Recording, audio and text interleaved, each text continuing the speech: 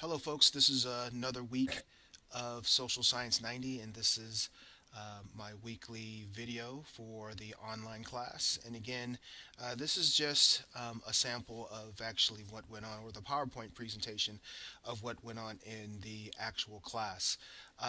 This week, we just had the general announcements, and actually, let me just go back and take a look at the agenda. So this week we talked about we had just announcements, quadrants for the third chapter. I think we talked about it was discussed heavily in the first few pages. Quadrants, time and culture, staying focused, and being persistent.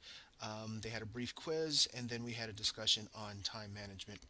The quiz for the online class will be next week, just to give you guys a heads up. I still have to set it up, and you guys will be signaled on Canvas on when you guys can take it.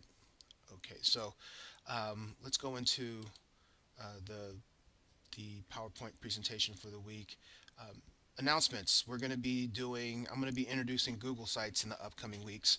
Uh, you don't have to do a paper for this class, but you will have to do some research in the form of different entries on Google Site. So I'll be discussing that in the upcoming week. So rather than actually doing a paper, you guys can create your own website. So for a lot of you, you may have had experience in making different wikis or blogs or web pages, but Google Site is a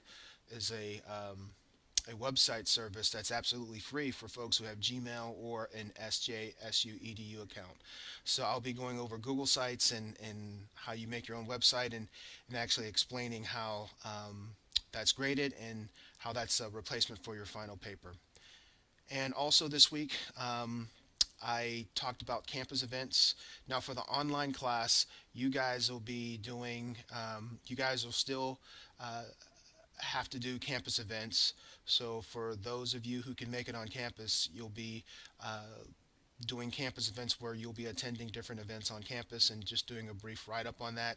I will give an announcement to the online students about campus events. That is due May 14th, and it's submitted through Canvas. All right, so let's go into this week's subject, or one of the subjects, and that's the quadrants of action. And Downing explains in this chapter there's four basic groupings, or four basic areas of action concerning students in terms of how things are done, how students are actually completing different types of projects and things of that sort.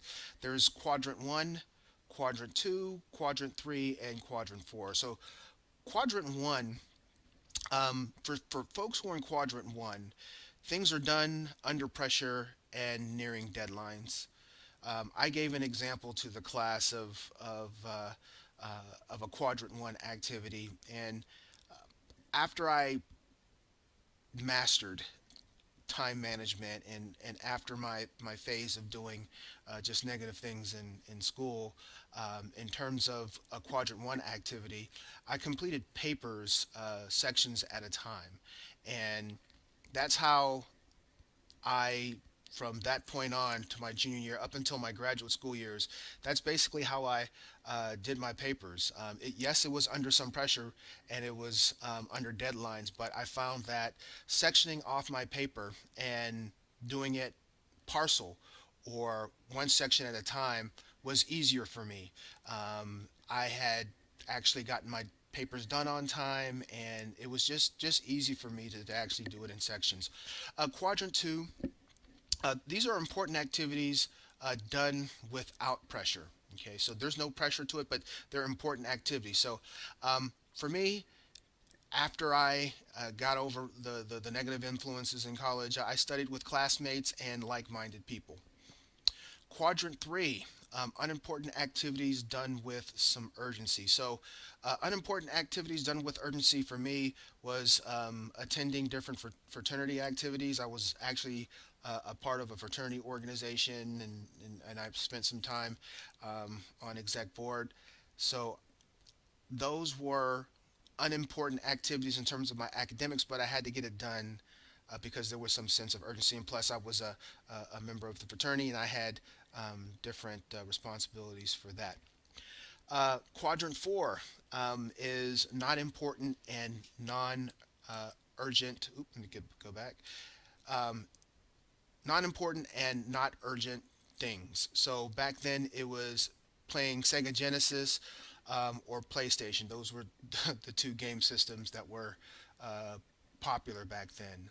So the goal obviously is for students in terms of your actions to be in quadrant one and quadrant two. But for quadrant three and quadrant four, um, we have some activities that I think are just as important and actually contribute to your overall academic well-being. And again, that's could be social activities. Those are unimportant activities that are done with urgency, but it does connect to your academic life because it helps you develop communication and interpersonal skills.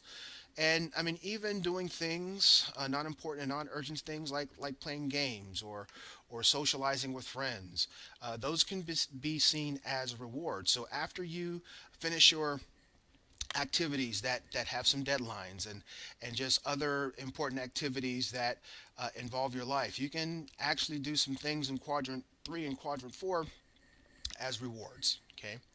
So again, the question I posed to the class: any good examples of quadrant three and quadrant four? So again, the good examples of quadrant three and quadrant four activities are, oops, are just basically doing fun and relaxing things. Okay, there was a discussion in class about time and culture and how different people interpret culture. Different cultures, as well as individuals, interpret time differently. I discussed my experience and my family in terms of the way my different family members interpret time. I'm a product of interracial marriage, Filipino and black. And in terms of their emphasis on time or their interpretation of time, both sides are very relaxed with time, not really into time limits or being on time to certain events was extremely relaxed for the things I remember. But um, the white distant relatives in my family was a little bit different. I mean, they actually, for the most part, was on time.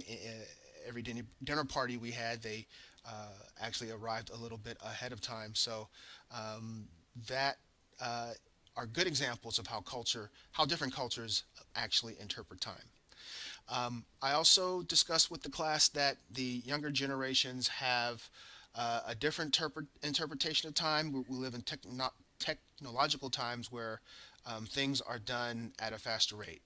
Um, People expect information to be given to them at a fast rate. When you're online looking up things or even shopping, you're expecting the turnaround time and the reaction time for certain things to be quicker. So because of that, you want the time you spent here in college or higher ed times should equal your expectations of time. So be expecting your professors to have the same type of time sensitivity where things should be done on time, respecting your time. Okay, staying focused and being persistent. Oftentimes during the semester, you're gonna be out of focus, or there's gonna be some things that will happen to you to kind of get you off track. There are some good ways and some good things to help you get back on track. Um, One of the things that you can do is you can go back and listen to your inner guide. Now, this is the part of you that helps you get back on track. We all have one, but we just need to listen to it. It's oftentimes this voice within ourselves is very loud. It's telling you to move on with your life and do good things and push the negative things by the wayside. But sometimes this voice is low, depending upon what's going on in your life at that particular time. But we need to practice to go back and find our inner guide and listen to it, and because it's telling us to actually dust ourselves off and get up and do your best to do good things. For a lot of you, you may have actually gotten poor grades on these first rounds of tests and papers, but again, listen to your inner guide and do your best to get back on track. Going back to your goal statements now, um, working with your peer advisors, you guys should have worked with goals and actually um, coming up with some goals. So going back to your goal statements and just reinforcing your goals is a good way to get back on focus and staying in focus.